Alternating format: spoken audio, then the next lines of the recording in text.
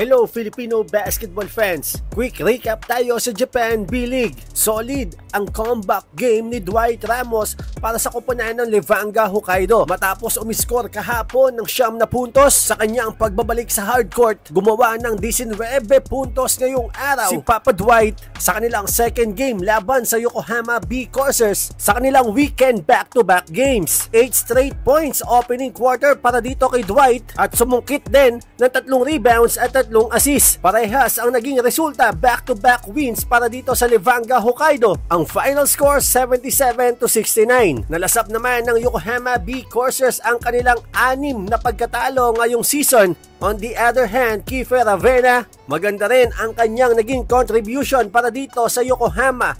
11 points, 4 rebounds at 3 assists.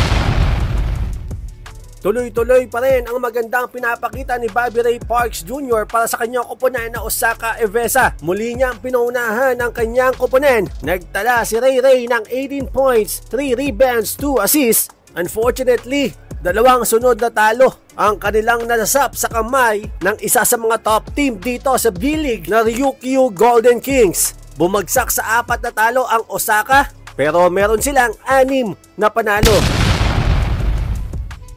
Hirap na hirap pa rin muling makakuha ng panalo ang koponan ni Kai Sotto na Koshigaya Alphas matapos maka-upset noong October 19 laban sa number 1 team na Shimane Susano Magic. 6 na sunod-sunod na pagkatalo at 2 dito ay laban sa Shibuya Sun Rockers. Ngayong weekend, another off night para dito kay Kai. Naka 6 points naman siya ngayon kumpara sa 1 point lamang kahapon. Pero for today's game, 7 turnovers para dito kay Kai.